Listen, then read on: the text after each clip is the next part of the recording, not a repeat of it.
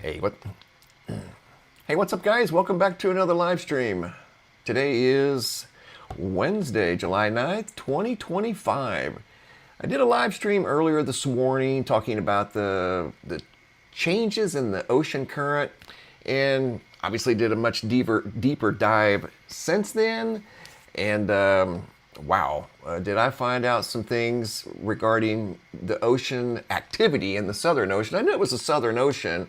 I knew the currents down there have undertaken some unique changes thanks to some new satellite techniques that have been implemented over the last few years. I'm going to show you guys what I found. And hey, what's up, everybody? Thanks for stopping by. Appreciate it. Yeah, it's actually quite shocking. I mean, even scientists that are veteran scientists are actually quite concerned by what's going on, and what's going on could have global ramifications with regard to our way of life, everything we know, with weather, primarily weather and things like that. But I want to share with you guys what I found, and I think it leads to something quite big at the bottom of the ocean that's stirring things up. The global ocean currents have not changed, and that's one thing that I do follow. I follow from time to time. It's not something that I necessarily dwell on because they don't change that often, especially the Southern Ocean. It's a big, powerful ocean. Like I mentioned today in today's live stream, I did a live stream earlier this morning that I don't normally do. I just experimenting around. I had some free time, so I thought I'd bring you guys on board. Over here at ventusky.com, one thing I do watch pretty closely are the sea surface temperatures. The sea surface temperatures are a major driver of hurricane activity. And yes, we're in hurricane season in the northern hemisphere. In fact, it's just starting. And as you can see, rain is very prominent on the radar right now, and it's been very prominent in this part of the world for several months. I use this satellite every single day, and have for many years. It's a great source of information. Whenever you see the orange and especially the darker colors show up on here, that represents very strong, heavy rains, high winds, quite possibly hail, even in some cases tornadoes. We've seen severe weather changes here recently, just in the last couple of weeks. Very energetic storms that created just off the rails flooding in Texas that was completely unexpected. Flooding in New Mexico, completely unexpected. People missing in both states. Flooding in the Carolinas following the landfall of a tropical storm, just a tropical storm, Chantal. But what I'm getting at is the weather patterns that we're seeing right now are already being very strong and in some cases out of character. I want to show you guys what's going on. And the ocean currents, yes, have changed down around Antarctica.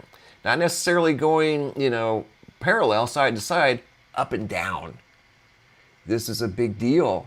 It is a big deal. And scientists I even printed it out because I wanted to keep a copy for myself. I have a digital copy and a hard copy. They're calling this an unprecedented event. They've never seen anything like it in the history of monitoring the oceans and things like that. International Environment Forum. This is a very big deal. We have to watch it as close as we can, very closely. Southern Ocean circulation reversed. Basically, the water is diving. Well, what used to stay down below on the surface, the water is being upwelled. It's upwelling. It's coming up. In fact, I put together a banner. In fact, I made a few banners to try to put some optics with what's going on here. Let me get the mouse. I'm moving the mouse halfway around the room because I have multiple monitors set up here. There's an upwelling going on, and this upwelling is disturbing the CO2 that normally sits on the surface of the ocean. And the Southern Ocean is a very big ocean. and there's a lot of CO2 that gets trapped down in the Southern Ocean and stays there. That's where we want it to stay. We don't want it to resurface and start warming up the oceans. That's not good. But we're going to look at what could possibly be causing this, and they've just discovered it here recently. And again, this is a big deal. Let me read to you what the scientists are saying. Thanks for the super chat, Graham. Is AMOC starting to collapse? There's activity down here, let's put it that way. It could. We don't know. This is uncharted territory. We don't know exactly what to expect. But one thing we're already seeing is a huge increase in the severity of just what would normally be just thunderstorms. Thunderstorms causing, like last night, I sent out a text. I'd retired for the day. I was just kind of looking through my phone, and I saw that there was some severe weather brewing along the East Coast. And I'm like, I saw it. I can't look at a weather radar and be like, there's rain rates coming down at the rate of 2 inches an hour or greater and not say anything, because that can create a terrible situation. So I sent out a community post on YouTube last night around 9 o'clock my time.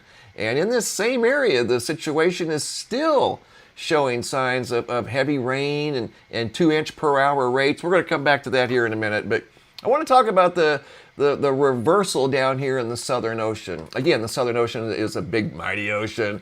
A major reversal in ocean circulation has been detected in the Southern Ocean for the first time.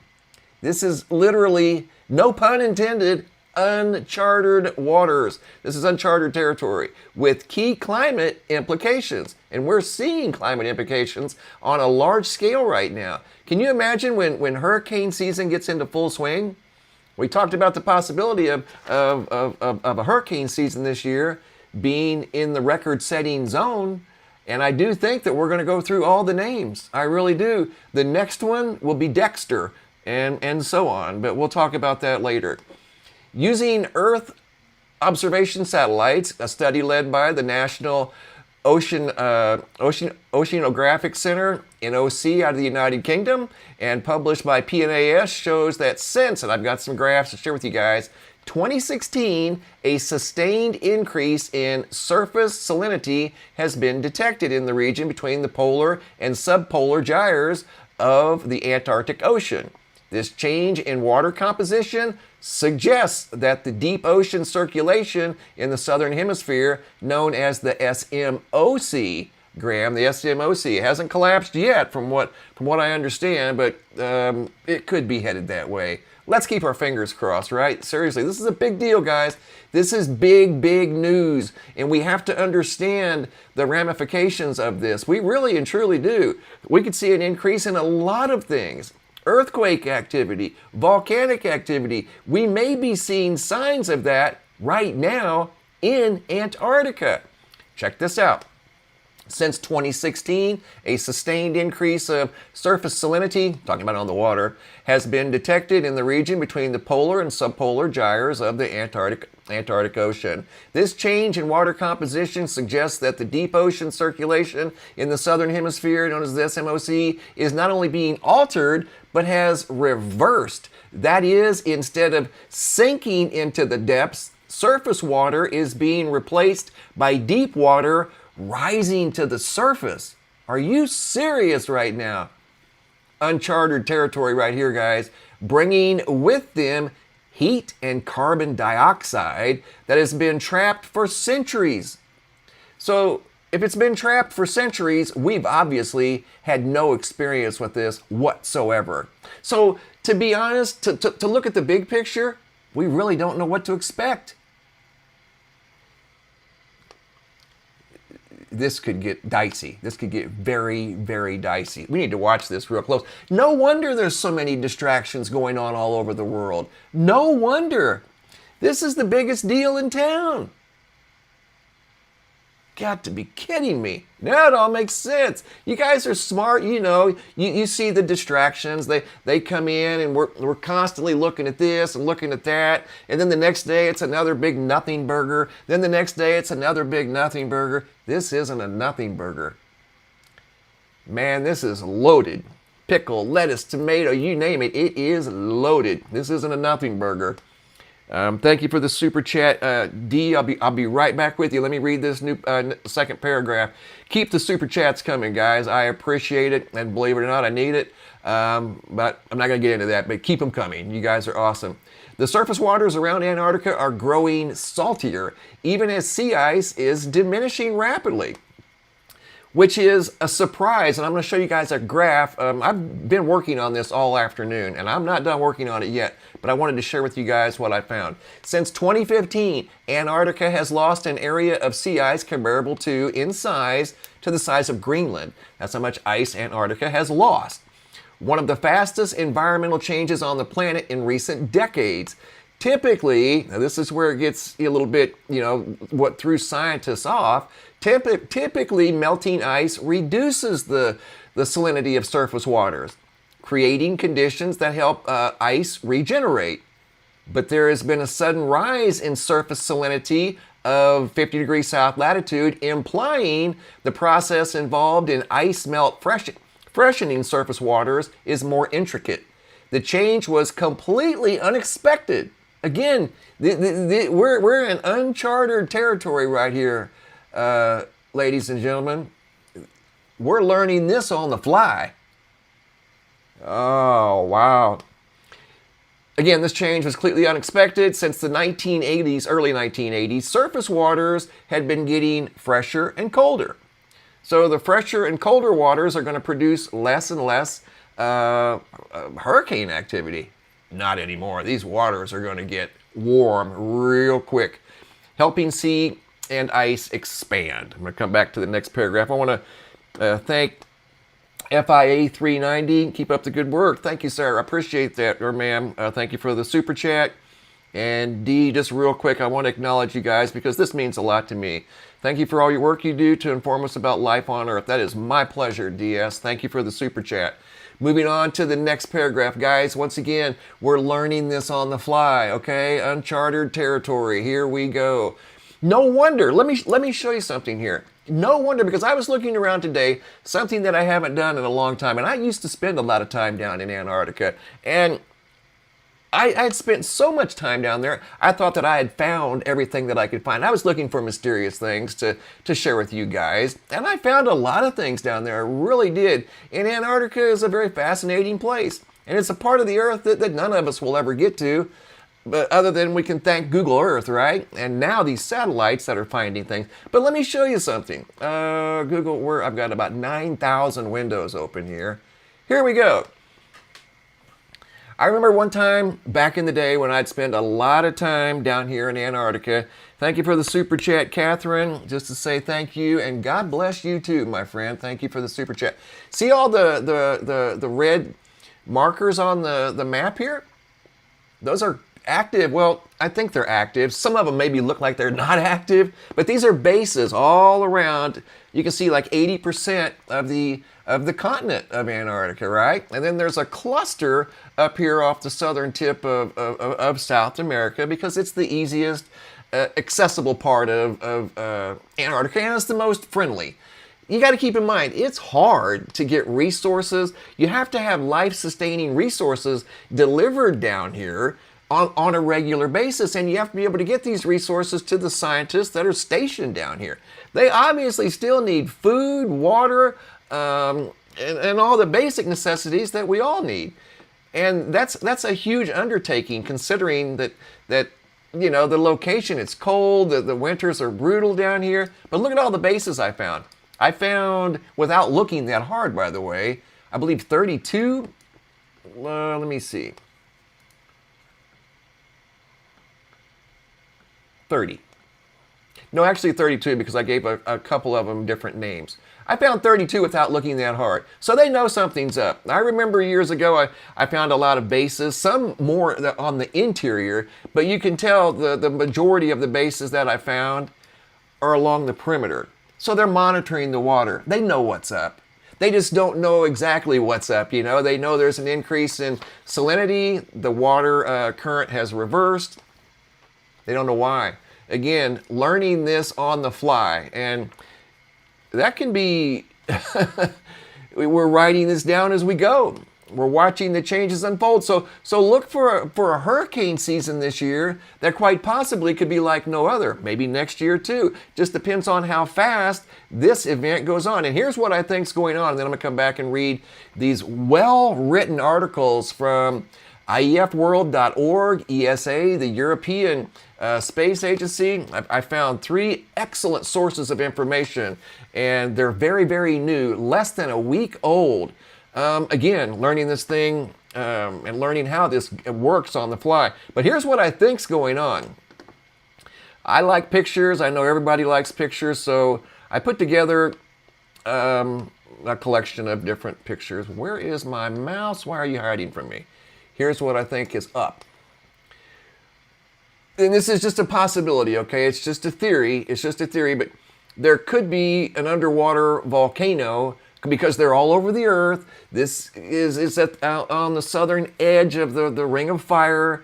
This part of the world, the whole Pacific Rim is known for its volcanoes, supervolcano complexes, whether they be dormant or active, and then just a whole string of volcanoes around the Ring of Fire. Could there be a supervolcano complex, or one, just one large volcano underwater down there that's causing an upwelling, causing this water to reverse direction? And now it's in a sense, I made a map right here. This kind of puts it all into perspective. The water is upwelling, rising from the deep, and it's bringing CO2 up with it instead of keeping it down, salinating the water on a large scale. And then of course the CO2 levels have also increased around most of, but not all. So that tells us that whatever is causing this, I'll show you in a minute. I put together a couple of graphs that show us where the vast majority of this activity is at. And we'll come back to that, and I'll show you some satellite images that go back, let's see, 11, 12 years, and how the CO2 and the salinity has increased over 12 years, and now it's to a point where it could have global ramifications and may very well already be. So back to the well-written article, guys. This is excellent information. Again, this is all new. Saltier surface waters alter the dynamics of the ocean. Normally, the cold, fresh surface water sits on top of the warmer water.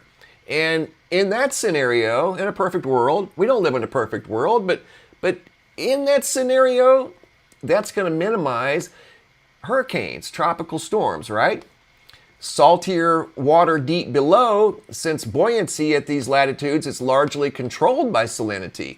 This layering traps heat in the ocean depths, keeping surface waters cool and helping sea ice to form. So you can see how all that's been working since we've been monitoring this and had the stations down in Antarctica, keeping an eye on the ice, and we're trying to learn what causes the ice to melt, and then it comes back, and those are things that we've learned. This is going to make ice disappear. We don't want that to happen, because if for some reason all of that ice were to disappear, this whole planet would change. Everything on it would change. We're not anywhere near that, but we don't know what we're dealing with yet here. This is very, very bizarre. Okay, but now the saltier surface waters are enabling heat from the deeper down to rise more readily. This upward flow of warmer water melts sea ice from beneath, making it significantly harder for ice to reform. That's not a good thing. If this trend of higher salinity and reduced ice persists, it could lead to lasting changes in the Southern Ocean with consequences for the rest of the world. Again, this could change a lot of things that we're familiar with. We're going to have to learn new things. We're going to have to learn new weather patterns because of this. Predicting hurricanes is now going to get more complicated. You know what I mean? We may not, we may have to get a bigger list. You know, it would definitely increase the hurricane activity. It wouldn't slow it down. And it makes me wonder, it seems like, and I know that the Sahara sand has always been a topic of discussion, you know, but here's a look at the Sahara sand here recently, or actually this is the last 5 days. The sand particles traveling quite easily 4,000 miles across the Atlantic from Africa to the Caribbean, the Gulf. It's 4,000 miles, give or take 100 miles. I mean, if you go all the way up into the Gulf of Mexico, it's a little over 4,000 miles. Gulf of whatever it is, Gulf of America, I still call it Gulf of Mexico. My bad. But anyway, with this vast, huge amount of dry air that contains Sahara particulates, the good news about that, even though it depletes our air quality, you won't see any hurricane formation out there. And way over here to the right, you can see a gust of wind, like a storm system came off the west coast of Africa. This time of year, that's where a lot of the storms form, right there. But because of that very dry air that's being pushed out into the ocean from the Sahara, it minimizes the ability of hurricanes to form. If that sand, dust particles weren't there, there would be a steady flow of hurricanes, just like in 2017. That's where Hurricane Irma originated from, right there. I watched Irma make the entire journey unimpeded by anything. She had no wind shear, she had no dry air, the water was warm, made the 4,000-mile journey as a record-setting Category 5. Category 5, I think, for 2 weeks, which was a record.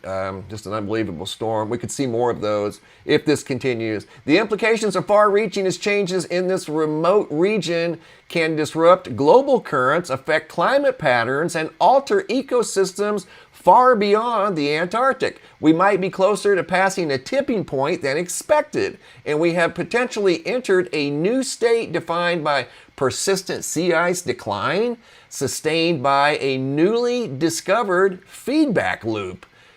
We had no idea that this could even happen, but it's happening. It's happening right now, and I'll show you. I'll come back to this in a minute. This is a very well-written article. It makes it easy to understand, even though it's a complex situation. Here's a look at the CO2 levels. And I've used the CO2 levels over here in SO2. It's not something that's new to me. I've used these charts for years. But I've never really noticed any CO2 down here in the Antarctica region. But there is now. See the pink around the continent? And I'll take you to Ventisky here in a minute, but I just kind of wanted to put some arrows and animate it a little bit. That's a big deal.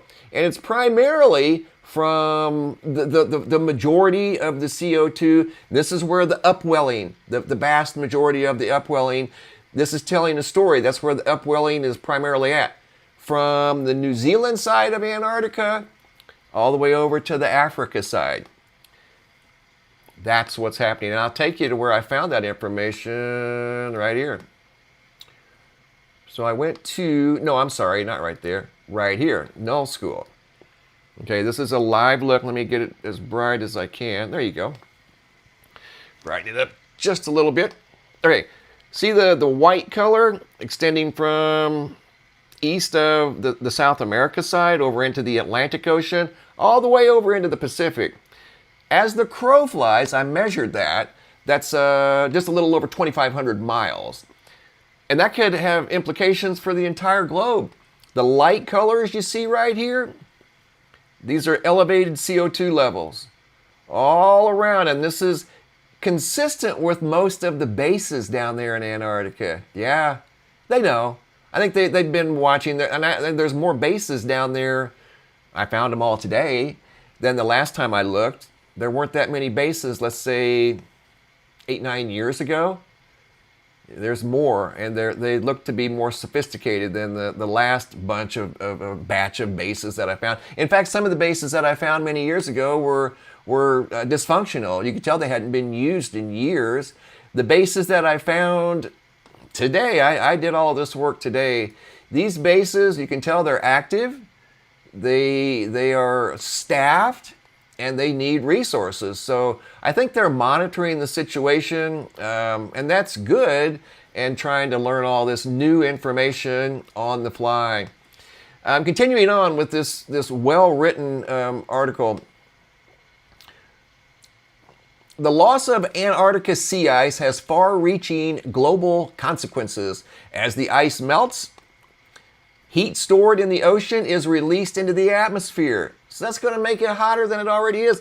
I think today it got up to, I don't even want to look. Let's see, I'm just curious. It was supposed to be 112, and then I saw it change. Oh, mamma mia, Papa Pia. Look at that. Wow, that's hot. Ugh. You know, I wonder, like, how do the animals outdoors, you know? I always wonder about that when it gets that hot, and animals that are in farm animals, even the birds. I have a bird bath out back for the birds. I feel bad for them. I make sure it's full so they can stay cool and get a drink. Oh, thank you, Graham, for the super duper. We are moving into the galactic plane. Well said, my friend. Thank you so much. Let me continue on with this well-written article, because all of us are going to learn this on the fly too. The loss of Antarctic sea ice has far-reaching global consequences. Thank you, Graham. As the ice melts, more heat stored in the ocean is released into the atmosphere, fueling more intense storms. We're seeing that.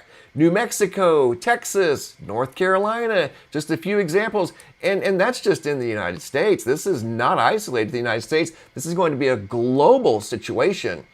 This, in turn, contributes to extreme heat waves on land, like 114 today. Holy cow, but I'm in the desert. That's not that uncommon, all right? But I have a feeling it's going to be a hot summer. Heat waves on land and further melting the Antarctic ice sheet. We don't want to see that for a variety of reasons, and I talked about it in this morning's live stream. There's a lot of things that are trapped underneath that ice that we don't want no part of. We don't, and we don't want to learn that on the fly either, because those consequences could be something I don't even like talking about, but it's just the truth. You know, there's things trapped underneath that ice with regard to bacteria, viruses, ancient mold spores, things that are frozen literally in time that we've never been exposed to. Molecules that maybe used to roam the earth, say, millions of years ago, that were commonplace back then, but are not commonplace in today's world.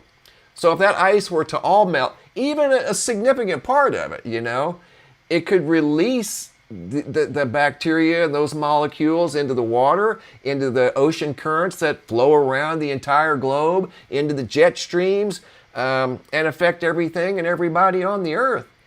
And you'd never think, oh wow, you know, this new virus originated from Antarctica? What? It's very possible. I'm not saying that it will, but if it were to completely melt, I think that's a very common sense way of thinking. There has to be stuff trapped in that ice that we are completely unaware of.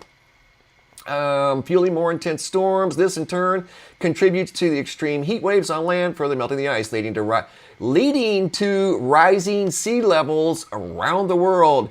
Diminished sea ice also threatens vital habitats for penguins. That's true.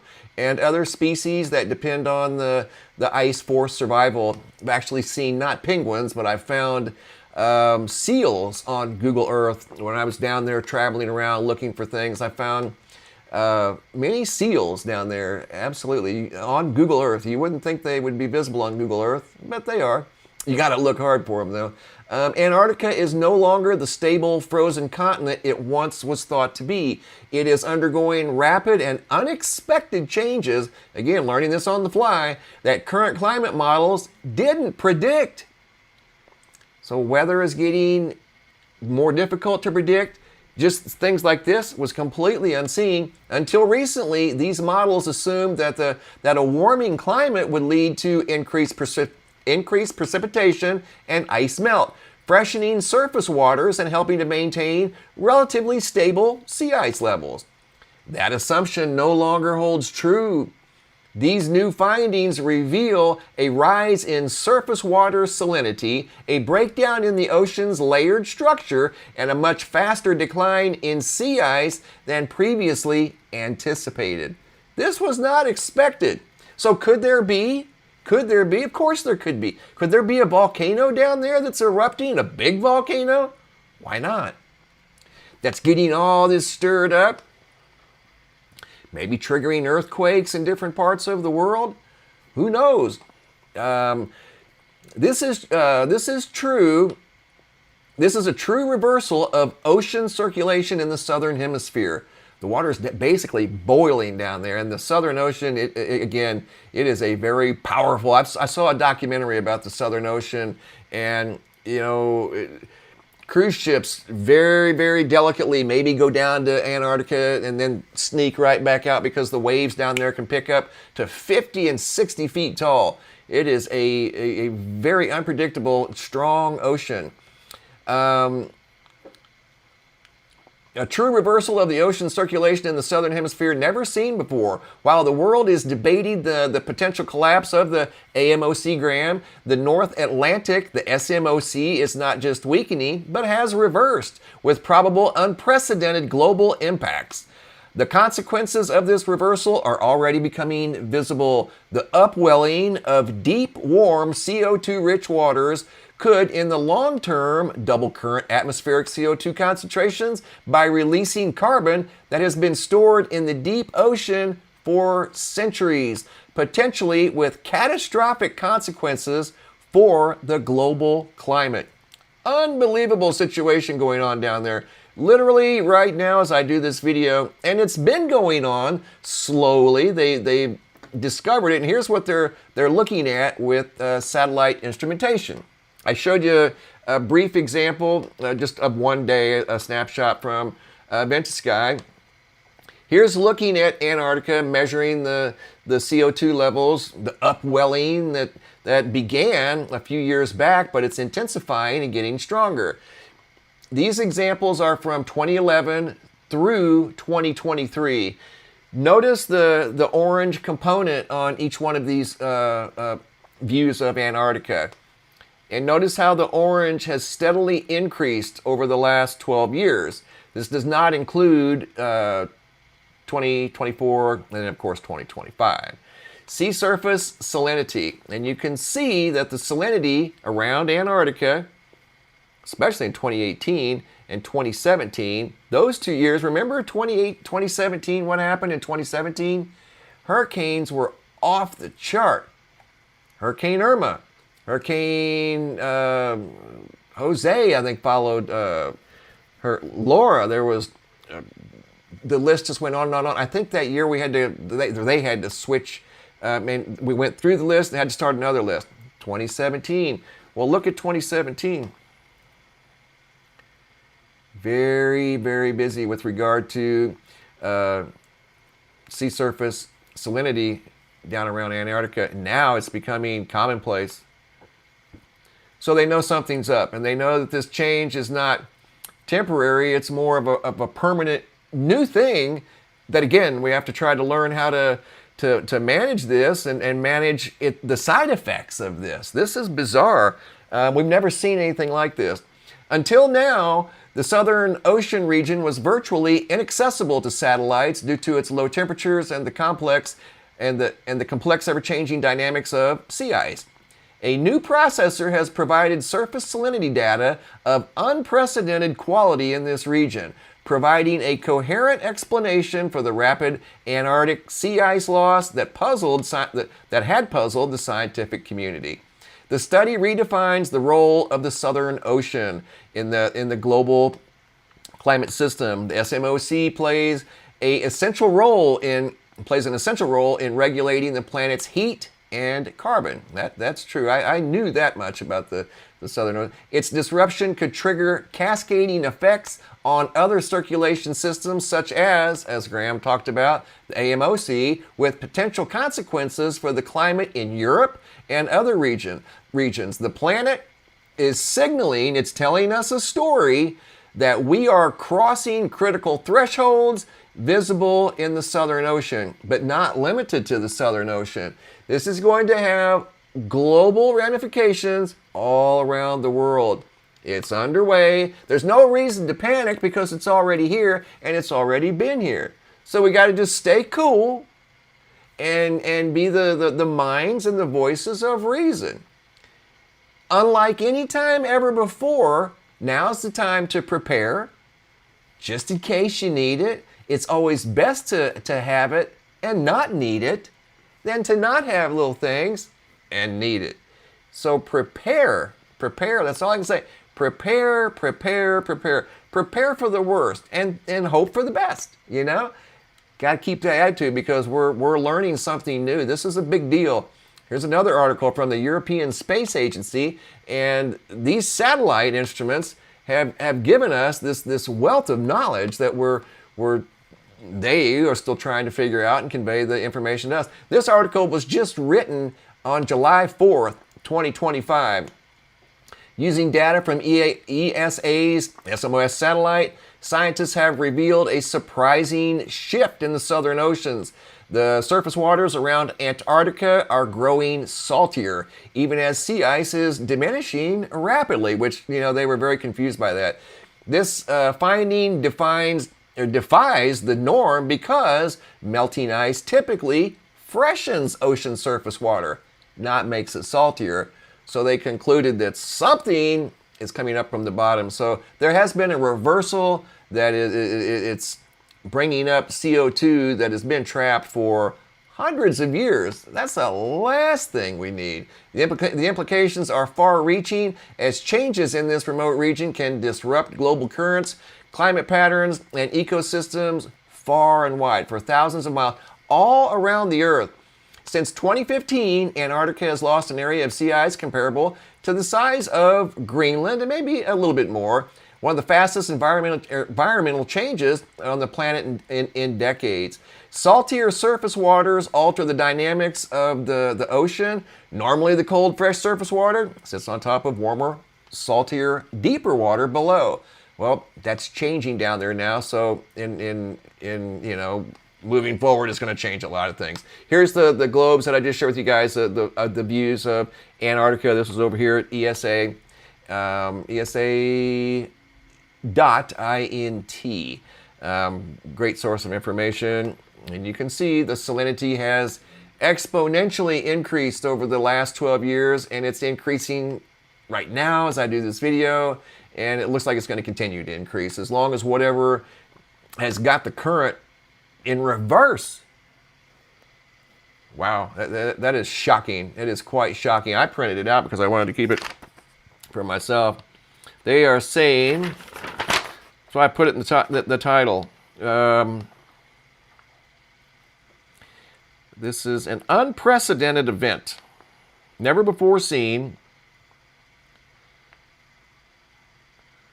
Southern Hemisphere.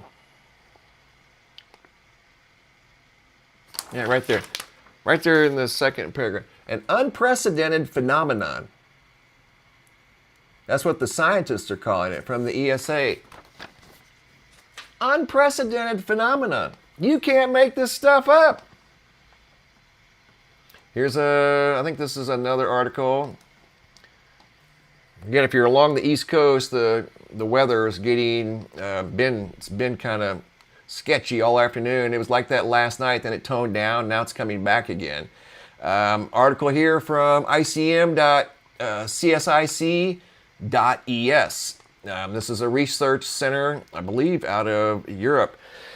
Thanks to data obtained from Earth orbiting satellites, an international team of scientists has detected an unprecedented phenomenon for the first time, a change in the state of the Southern Ocean. Okay, this is the one that I just read. I don't want to be too repetitive because, again, these guys are learning this on the fly. Oh, yeah, the planet is saying this. I've read this one, so this is just kind of a repeat of the other one. The planet is telling us a story. The Southern Ocean is telling us a story. And it goes back to the flashing light thing. I think they're trying to tell us a story as well.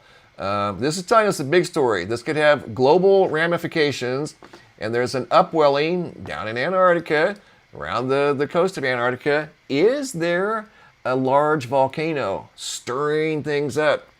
Because normally the CO2 sits on the bottom. That's just how this all works. When it gets down into the Southern Ocean, it just kind of drops down. I don't know, variety of different things. It stays there. It's been there for hundreds of years. Not anymore. Here's a map that I put together. I found this one. Got where I even found it. I think I put this one together myself. Oh, hey, here's a super chat come blazing through there. You can't miss these things. Thank you, Pat, for the super chat. Tighten up. Can you do me a favor and reach out to Ryan Hall, y'all, and explain this information to him? You two would make a great team. I'll see what I can do. Let me like that. Thank you for the super chat right there. And I liked it. Thank you, Pat. Appreciate that. Yeah, I can do that. Here's a map that I put together showing the increase in salinity around the Arctic ice sheet. Sea ice formation, and this is where I came up with the idea that this right here, the submarine volcano stirring things up, and nobody knows. I mean, that could be the case. Ocean current changes or upwelling, evaporation, and it's just like a circle of continuous energy that, again, we've never seen. Scientists have not seen this, so they don't know exactly what to expect. Southern Ocean's a big deal, always has been. Southern Ocean is a very big, powerful body of water. And CO2 that's released from Antarctica, it's going to be obviously thickest down in the southern hemisphere, but eventually it's going to make its way all through the global conveyor belts. The Earth has conveyor belts. We call them jet streams and water currents that circumnavigate the Earth. So does the sun. Did you guys know that? The sun has a series of conveyor belts, or I suppose they could be identified as jet streams that move energy all throughout the sun. And I think, if I'm not mistaken, it takes 40 or 37 years, something like that, for it to make one complete circle through the conveyor belts that's what they're called on the sun, conveyor belts. But the Earth and the sun have a lot in common, believe it or not. I know it sounds kind of silly to say, but if you've ever studied the dynamics of the sun, and I've actually taken classes on how the sun works, and of course I've added my own theories too, but I took a class and learned how the sun works and the names of different, things to delta, sigmoids, blah, blah, blah. But this kind of gives you an idea. We all like pictures. I like pictures. So if there's an underwater volcano down here stirring things up, causing an upwelling, that may not be the case. There could be something else going on. Just a thought, just a theory. Wanted to put that out there. But this is going to change weather patterns. It already is. I think we're seeing signs of it right now. Unfortunately, the unbelievable flooding in Texas, that just was just on a whole nother level. Pat W., thank you for all you do. Thank you for the super chat. Man, keep them coming, guys. I like the super chats. I really do.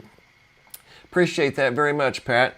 Coming over here to News Leader, I want to share something with you guys because I saw this last night and I didn't want anybody getting caught off guard, at least anybody in my orbit. You guys are in my orbit. So if I see something that I feel needs that has important value, I'm going to share it with you guys, whether it be via an email or not an email. Even though I have a lot of emails, there's no way I could ever do that. But just through a simple community text, like I did last night, I'll share it in a video. But if I see something urgent, I'm going to send it on the community text first. So if you're not subscribed, and I'm not begging you to subscribe to my YouTube channel. I've never done that and I never will. But if you want to subscribe, I do give alerts when I see things that are important, like this right here. Last night when I saw the 2 inch per hour rate, I sent it out, and they're talking about it again today in the same location in Sterling, Virginia. The National Weather Service in Sterling, Virginia issued a severe thunderstorm warning until, I believe it's midnight tonight, and they're calling for, like they were last night, rainfall rates at the rate of, at times, 2 inches per hour. What happened in Texas? The rainfall rates at times got up to 3 inches per hour. Anytime I see that, if I see those numbers, 2 or 3 per hour, I'm sending out an alert. Because from what I understand, people aren't getting alerts maybe like they used to. I don't know what's going on, but I will give you alerts. Subscribe, check in, whatever. But last night I sent out an alert just to be on the safe side because I wasn't going to go to sleep knowing, hey, here's what's up. There's a squall line moving through eastern Virginia that's producing copious amounts of rain, could induce flash flooding, and it's dark. You know, there's never a good time for flash flooding, especially after dark. There's never a good time for a hurricane to make landfall, especially after dark.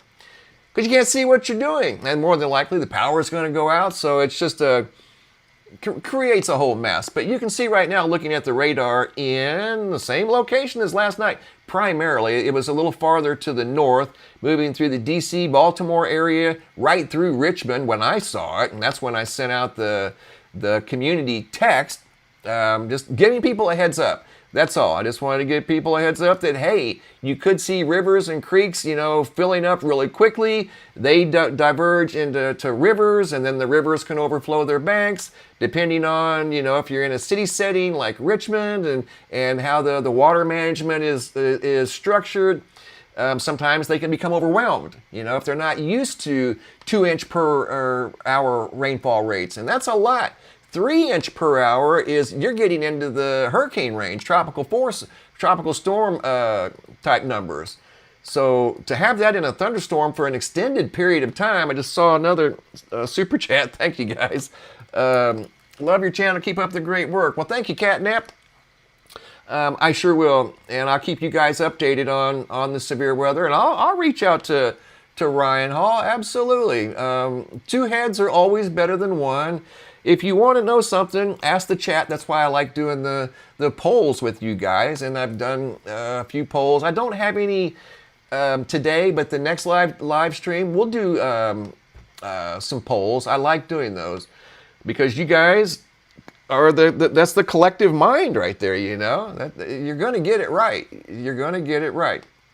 But yeah, as you can see right now, there's very heavy rain, and I saw convection last night. The cloud tops were getting way too high, and they can create twisters, and I don't know if there's been any, I don't see any tornadoes right now. I'm just kind of looking in the Greensboro area. I'll put it on. You can see the high wind indicators. This is my own personal radar that I use. I've used this for years. It's an excellent source of information. I don't see any TBSs on here. That would be a tornadic vortex signature. I don't see that, but I do see a lot of heavy rain. I see why they're calling for the 2 inch per hour at times numbers. They're definitely there, it looks like. They were there last night as well.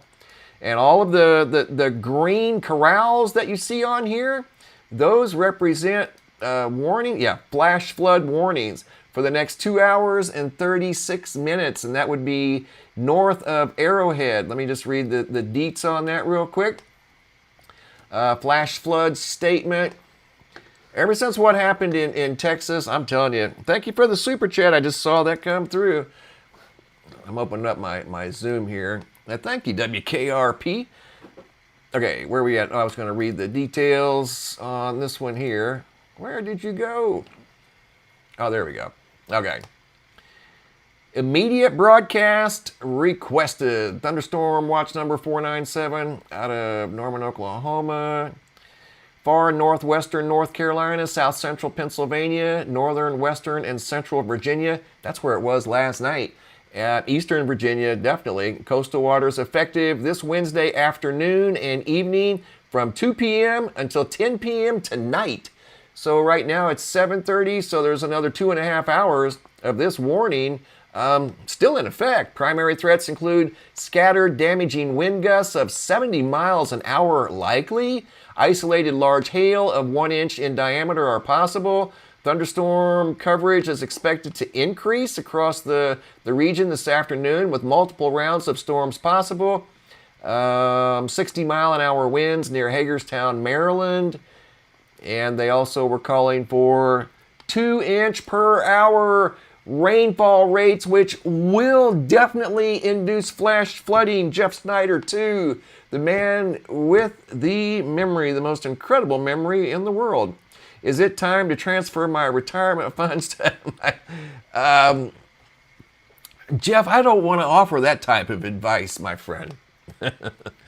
I keep an eye on things going around the world, but I don't want to offer any type of financial advice. That is entirely up to you, sir.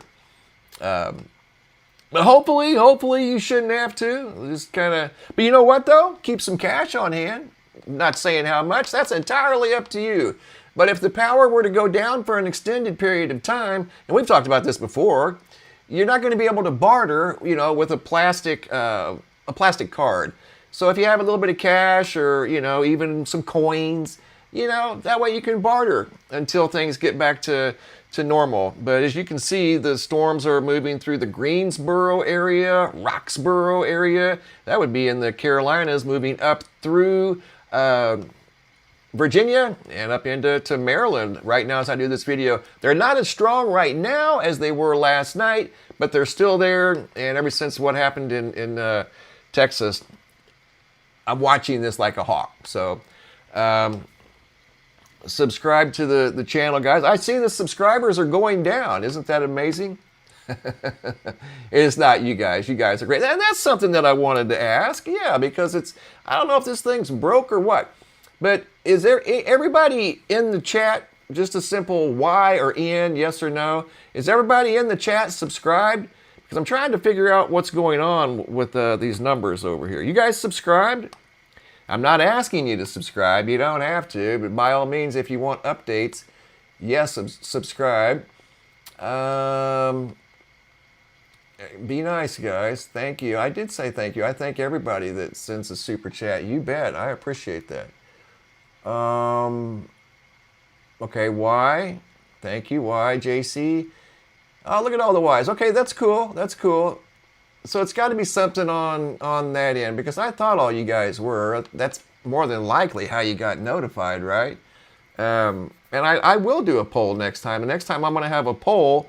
Thank you, guys. Yeah, that's great. Michelle, Tammy, Allen, Lucky, Steve, Sherry, you guys are all subscribed. Thank you.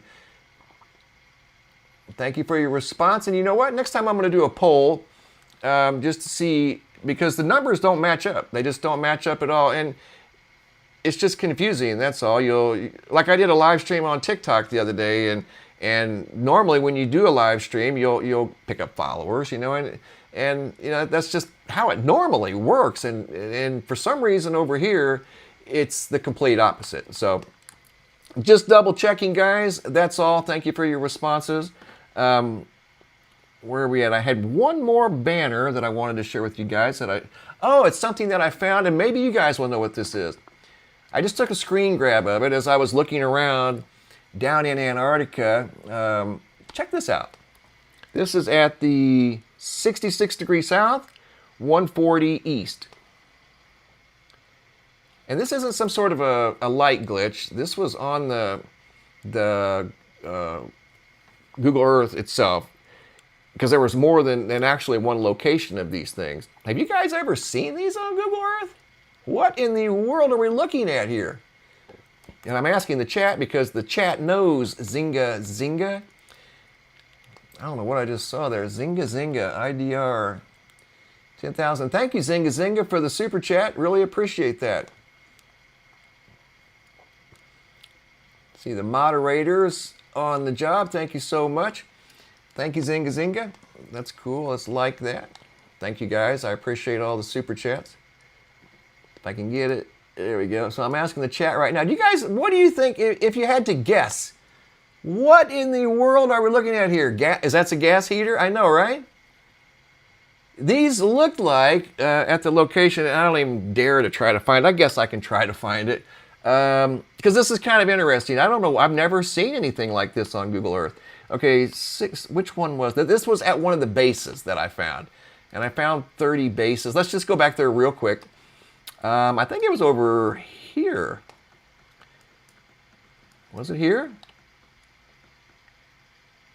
No. Hang with me, guys. We're gonna figure out what this is. Okay, let's just do it the easy way, I guess.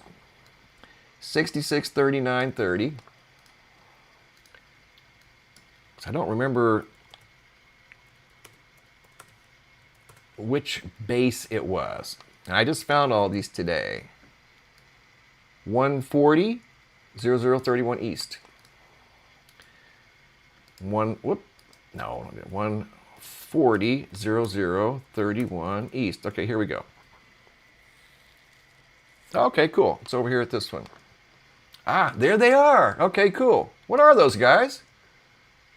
See? I didn't make it up. I would never make it up. What are those things? And see how they look like they're in... Are they in water? What in the world? What are we looking at there? I don't know. I don't know what the scale is. There seem to be some over here. I don't know if I had to guess. I can try to measure. You want to try to measure? I don't know how accurate it's going to be, but we can try.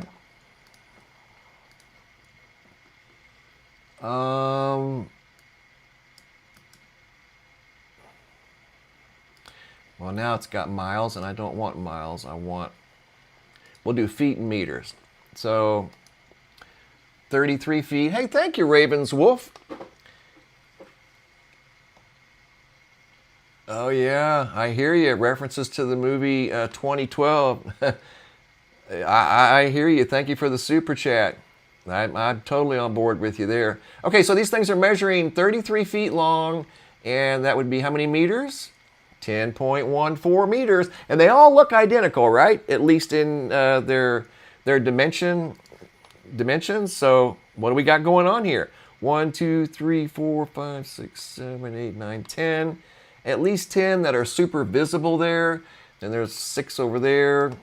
I just found this place kind of interesting. It looks kind of rough, you know. It looks kind of rough around the edges, and maybe it's just the lighting. I don't know. But over here's the base. And most of the bases that I found down here in Antarctica, you can tell they're on it down here because I found bases in the past that you could tell were from 50 years ago. They were covered in snow and ice. They'd been unoccupied for years. These all looked up and functioning, you know. This one here was the only one that looked a little bit dysfunctional.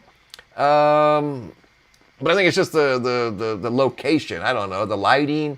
I can tell that these buildings are not engulfed in snow and ice. But imagine this facility here, and there's something off the beaten path over here. Let's measure it, see how big it is. Why not? Here we go. 40 meters, that would be what, 120 feet? 130 feet, there you go. So whatever that is, it's 130 feet long. I mean, I don't know, small building. Here's some more of those things right here. See them? They're over here too. Don't know, guys. It's a bit of a mystery. Thank you for the super chats, guys. You rock. You rock and roll. Thank you. Okay. Yeah, this area here was kind of the most mysterious, I guess, if you want to give it a label. It's got an odd color, almost as if there was some volcanic activity or some sort of, I don't know, sulfur or something gave it a discolored the whole area. It looks discolored. It just looks kind of strange. And they've got things out in that water like they're taking measurements like they would off the coast. But most of these facilities, unlike in the past, a lot of the facilities I found many years ago were inland. These were primarily around the perimeter. But this one right here, yeah, this is called the Dumont Station. It would take a lot of resources if that was fully staffed. And again, you can see how it's along the edge. There was one in the perimeter right there. Base 15, I just gave it that number. But the rest of them are around the perimeter because they're probably keeping an eye on the CO2 and the underwater disturbance. And being that, covering that big of an area, again, I'll show you the CO2 map. Here's the CO2. Covers an area of 2,500 miles. More than likely, it is not an underwater volcano unless there's multiple underwater volcanoes, because that's quite a wide area, and it's on opposite sides of the continent. Way over here on the west side, and then over on the east side, you can see it's very profound over here. So that's CO2 concentrations on top of the water, not down below, on top, and it's usually not on top. So they've got these bases around the perimeter. More than likely they're monitoring that, which is good. You know, we have to learn and understand this somehow, and the only way to do it is to get down there with instruments and try to figure it out. And try to figure out, you know, what's coming, what's coming next. Several bases up here, obviously, for obvious reasons, because it's the most easy location and the most friendly to get to. Several bases here. I think there's like 9 or 10 bases right here, because a lot of this area is thawed out. I even found areas that were green. Yes. Parts of Antarctica, there's a rogue building down here that didn't look occupied right here. Looked kind of rough. You can tell it's been through some storms. It was there by itself. It got like, what, 10 feet of snow around the perimeter of the building. And then next to it, there's a base over here that I believe looked functional. Yeah, that's functional. So they need resources, food, water, heat. They got to stay warm. And all that stuff has to be shipped in via plane or ships when the Southern Sea is being friendly. And the Southern Ocean can be very, very rough. Here's another outbuilding. See it? There's a lot going on down in Antarctica right now. More so than the last few times I've been down here. And you can spend hours down here looking around. And I used to many years ago. It's a fascinating place. I love Google Earth, one of my favorite apps of all time. This one here looked a little bit dysfunctional. And I'll let you guys decide too. I don't think this is an active one. It could be. But I noticed the red, what looked like the 33 feet long canisters. Look, there's some there too. What are these things? I don't know. The only thing I could come up with, because obviously these folks down here have to stay warm, right? Are those some type of gas canisters? And they bring them down in these big, huge, massive cylinders that are 30 feet long. They'd hold a lot of gas and they would last a long time, and they would have the capacity to heat, a small building. And you can see a satellite dish right here. See it? Get a little better look right there. That's a satellite dish. I've seen a few towers around here. So they do communicate, probably at the very least with each other around the continent. But I did run across about 30, and some of these are new. So they're down here keeping an eye on things. I did find one that was frozen. You could tell it was not functioning. I mean, some of these are right out on the edge of glaciers. Look at that. Frozen base. You don't see too much activity here. Even around the base, you can see there's 2 towers right there, though. See the shadows? That's how you can tell. There's a shadow there and a shadow there. So 2 towers.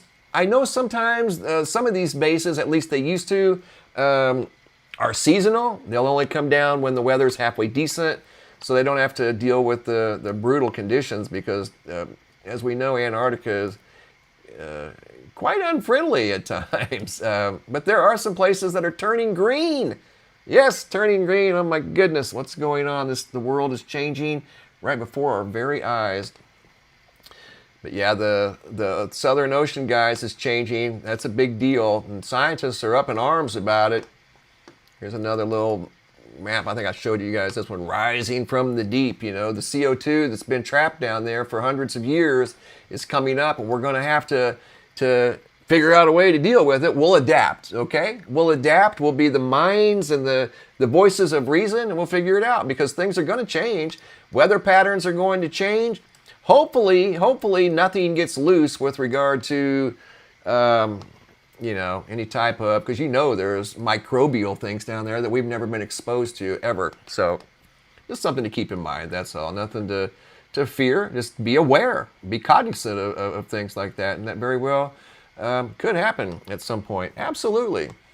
Over here at the homepage of the website, guys, I haven't changed the picture up here in a week, and I feel bad about that. Believe it or not, that bothers me because I change that picture every day. Every day. I like featuring the photos that you guys send in. I do it very humbly. You guys send me in some really cool pictures. But again, the emails, my hosting company, I'm not going to say who, probably should, but I won't. Sometimes things happen, I get it. But I can't even log into my website that hosts my email to change my picture. The solar flux over here on the right, that's the solar output. It's a number that's given to the solar output. Last time I changed it, it was 130. It's actually much lower than that. I believe it's around 115 because there's no sunspots, at least the last time I looked. Let's look at that one that was turning around. We've got a massive, my goodness, look at the size of the coronal hole. That's big. Yeah, that's going to send some energy towards the Earth, you bet.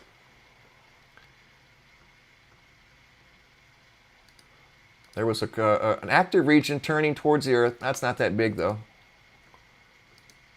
Biggest one we've seen in a while, but there is a small active region and sunspots turning towards the Earth right now as I do this video. So we could see an increase in solar activity here in the next, I don't know, 5 or 6 days. But as far as looking at the Earth-facing side of the sun, it is, for the most part, blank. That's why the solar flux, that's the solar output, that's a combined total of which it'll probably go up here because of the coronal hole. Well, in fact, it will go up. But sunspots, active regions, filaments, coronal holes, of course, solar flares, and CMEs have a little bit of input in that, but it's much lower than that. And there's the Earth-facing side of the sun. We did have a small M-class solar flare about 24 hours ago, but not a big deal. Looking at the Schumann resonance, a little bit of activity today, but really not too much, you know. It's been pretty quiet compared to the last 5 days. It's been very, very active. Hopping over to the Yellowstone supervolcano caldera, still watching this wonky seismograph. Look at the last few hours. Off the charts again. So, you know, we could see things like this, more active seismographs around the world, more earthquakes, definitely increased in the longevity and strength of hurricanes and thunderstorms.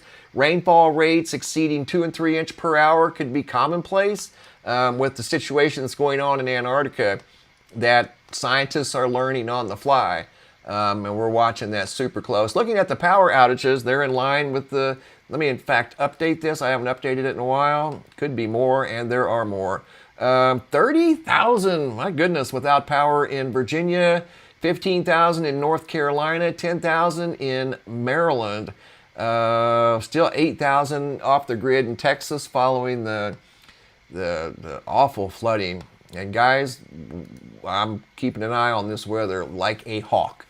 So again, subscribe to the channel. It doesn't look like the numbers changed, but go ahead and subscribe and you'll get updates via the community tab. I send out updates through there. It's just kind of like our own little way to communicate, send messages, but just messages. I don't send pictures to there if you can hold off. Send pictures. If you guys have pictures, you can send those. And the email's working now.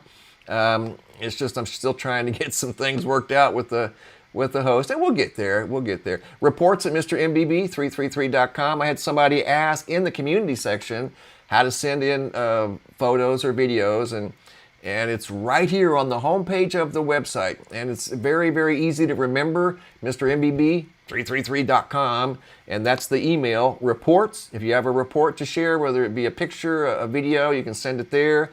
Or if you have a large video, check this out. Again, right here on the homepage of the website, click on this banner that says, have a large video.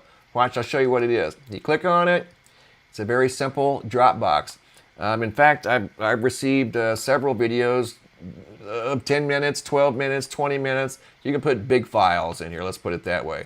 So you can put your photos in here if you like. I get a lot of photos in here. And then, of course, the bigger videos, because sometimes, for whatever reason, videos don't want to attach to certain email carriers. So you can always come here to the Dropbox, drag and drop your videos, but please put your name, date, and location at the top, and I'll take it from there. and I'll feature them on the website. I haven't been able to change it here recently, which I'll get that fixed here. I'll work on that here tomorrow. Red Bravo, do you think Antarctica ocean reversal is related to the pole shifting? You know, that's a great question. I thought about that myself, but I quickly removed that thought, because if that were the case, that would probably involve a geophysical magnetic shift, and we don't even want to talk about something like that. Talking about changing the Earth. We can deal with changes in the weather and be prepared for that and just kind of get out of the way. A geophysical pole shift, we don't want no part of that. So hopefully that's not the case. I don't think a magnetic reversal would have enough horsepower to redirect an aspect of the mighty Southern Ocean. But then again, stranger things have happened. The scientists were not even prepared for this. They didn't know this was going to happen. But good question. I thought about that. Yes, I sure did. Aki Boaz, I hope I pronounced that right. Please forgive me if I didn't. Thank you for the super chat. Worth your while checking out the Vostok ice core sample data on NOAA website, temp and CO2 for 800,000 glacial and interglacial periods. Ice age is coming. I'll do that. In fact, let me screen grab that. Thank you for the super chat, and I'll check that out. That sounds very interesting. I appreciate the feedback. And thank you for the super chat. It's really cool. Any other questions, guys, while we're hanging out? I've got through the majority of the information that I seriously wanted to share with you guys, because this is a big deal. This is just a banner that I put together showing an underwater supervolcano that could cause upwelling, absolutely.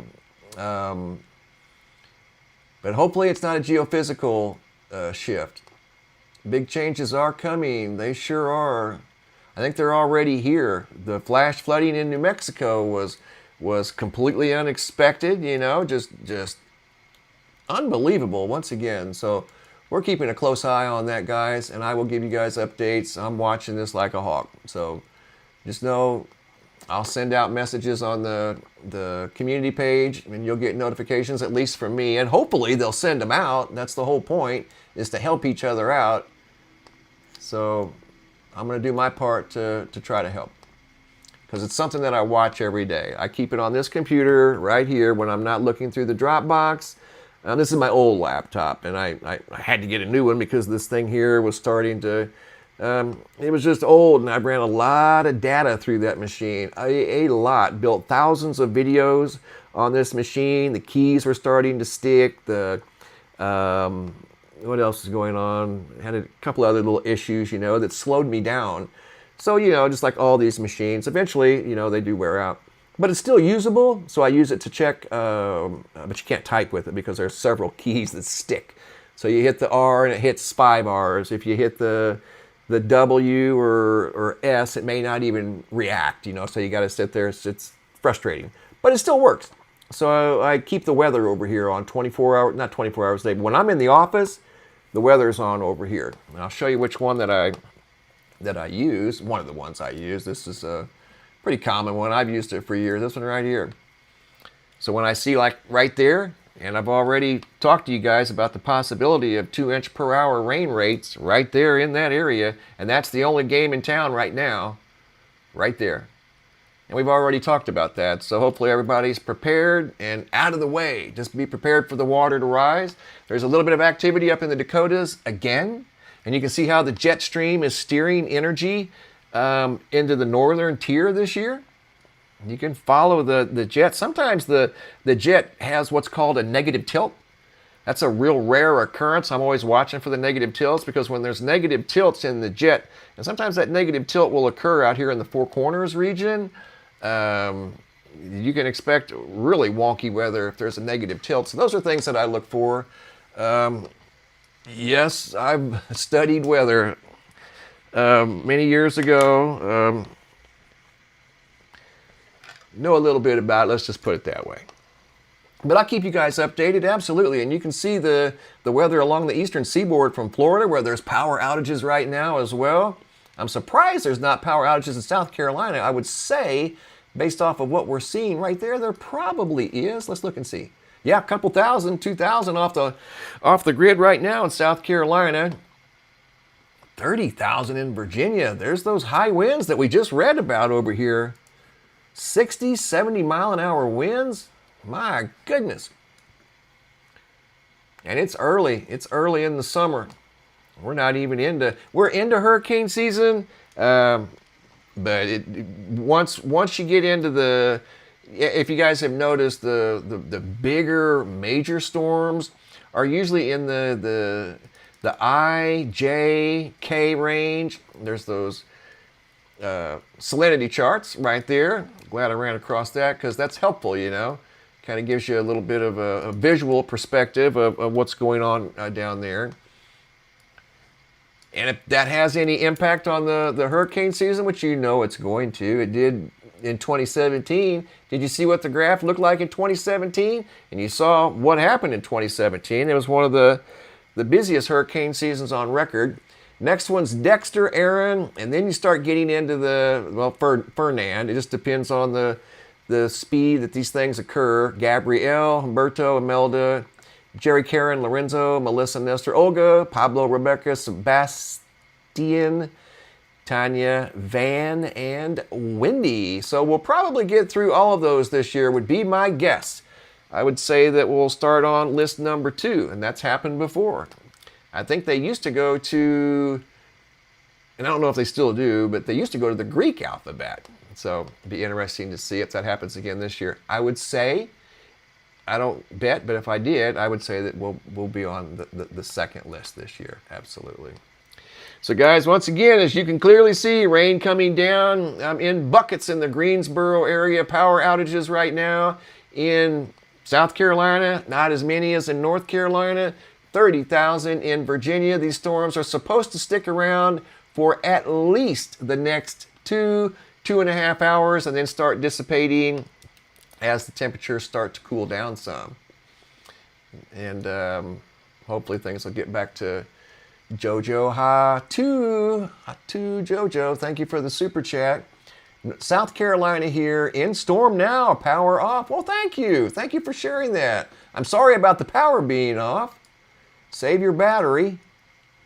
Gave you a thumbs up. Thanks for sharing. Really appreciate that. I just looked at the South Carolina map over here at poweroutage.us. So you are Jojo. Let me click on that again.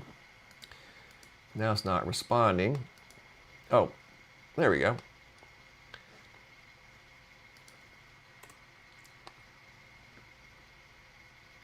The site must be overloaded. There we go. So you are probably down in southern South Carolina. Hey, James. So you're one of the 3,400 that are without power. I'm sorry your power's out. I hope it comes back on soon.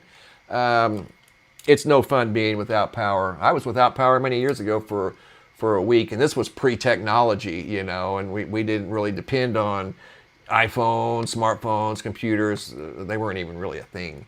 But being without power for a week was, it was a little bit challenging. Sure enough was.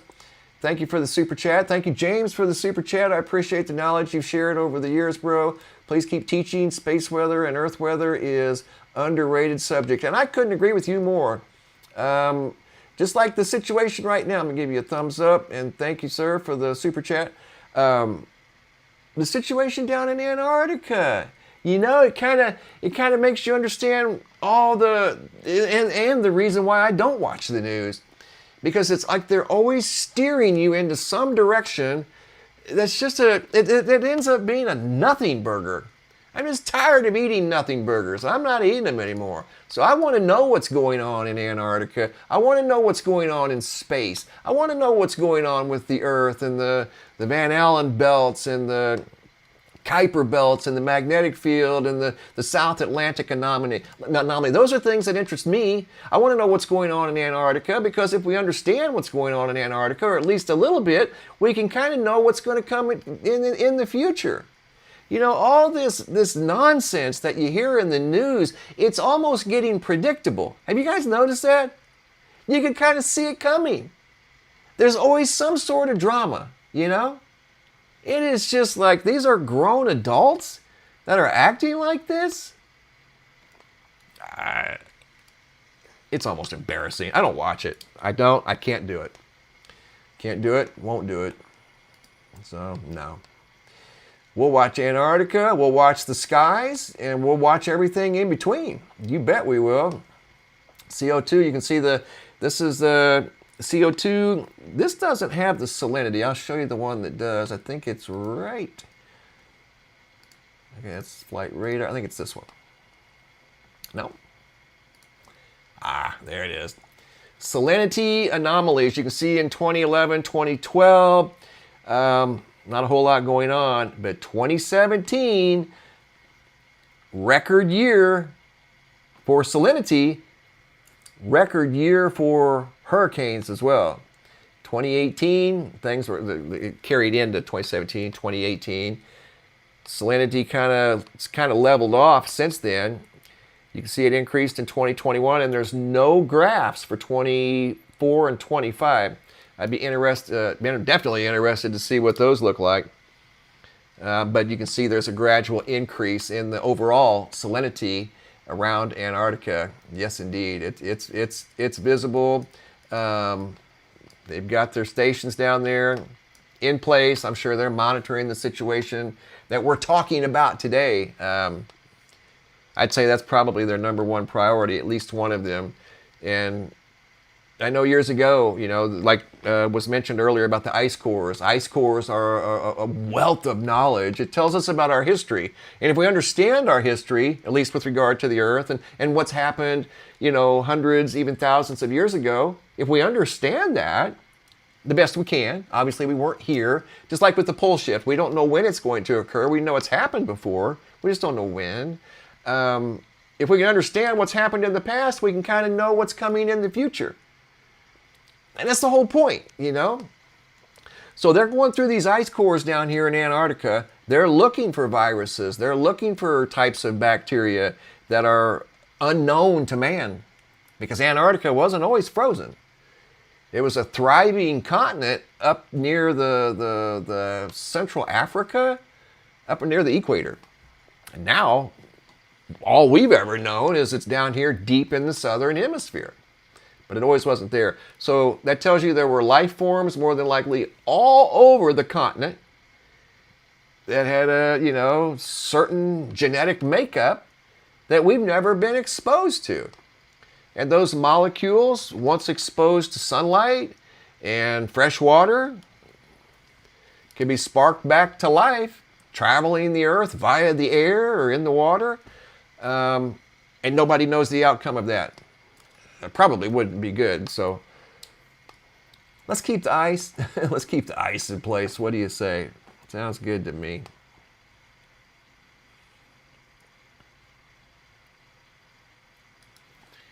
There's that graph again. Submarine, volcano. If it was geothermal activity, like a big geothermal event, it would have to be quite large, and there would have to be several of them. Even volcanic activity. If it were volcanic activity that was causing the upwelling of the CO2, there would probably have to be more than one, which is not unheard of. If you look at the surface of Mars, there's 3 big volcanoes right there next to each other. In fact, I think next to, or not far from, a very large canyon that I always kind of compare it to the Grand Canyon on the Earth. There's a canyon also on Mars, with volcanoes nearby. Grand Canyon on Earth, there's a volcano just north of the Grand Canyon. The Grand Canyon is here, and there's an ancient volcano right up here. It's right in this area here. Right, I think right there is the caldera. It's called Wawa. It's an ancient supervolcano complex, the biggest in that we know of anyway in North America. And then north of there is, of course, the the mighty Yellowstone supervolcano caldera. So it makes you wonder if, like on Mars, the big fracture on the surface of Mars is not too far from a series of very obvious volcanoes. Did they have something to do with the birth of that fracture on the surface of Mars? Like here, did this supervolcano have something to do with the fracture that we call the Grand Canyon? And the water found the Grand Canyon and ran through the Grand Canyon and made it what it is today. I think the water had part of the say-so in what we see today with the Grand Canyon, but I don't think it was entirely made by water. I think water found it after it was made. But that's just my opinion. That's just my opinion. All right, guys. Well, listen, that's all I got today. I want to thank everybody. I saw that JC772343-167. I was there again today. And I'm not seeing what you're seeing, but I did go there again today. In fact, I will show you that I did. Check it out. It's in my recents. Right there it is. See? I went there again today, and I'm not seeing what you're showing there, JC. Right there it is. I still have it in my search bar, and I went there again today. So I'm not sure what we're looking for there. Be more specific. Send me an email, because I'm curious. Obviously, I went there today just a few, 2.5 hours ago. So I want to know what's there. I want to try to understand it, interpret it. So send me an email, reports@mrmbb333.com, and tell me what I'm looking at. Right on. All right, guys. Well, listen. Thanks for stopping by. I appreciate it. Thanks for all the super chats, all the comments. And make sure you subscribe. I'll give you guys heads up whenever there's storms in any area. If it just so happens to be in your area, that's even better. So I'm going to be sending those alerts through the community tab on the YouTube, or on my YouTube channel. So I'll send alerts out when necessary. Anytime I see storms developing, anywhere that I watch, and you can see where I primarily watch. I can't watch the whole Earth, but anything that's got 2-inch or above rainfall rates, and then of course any hurricanes, that's priority as well. Tropical storm, hurricane landfalls, anything that doesn't make landfall, we're not necessarily worried about. Any rainfall storms they're thunderstorms that are capable of producing rain of 2 to 3 inch per hour rates, I will be sending out. Just heads up, that's all. And you guys can act accordingly. All right, guys, thanks for stopping by. Have a super day as always, and be safe out there.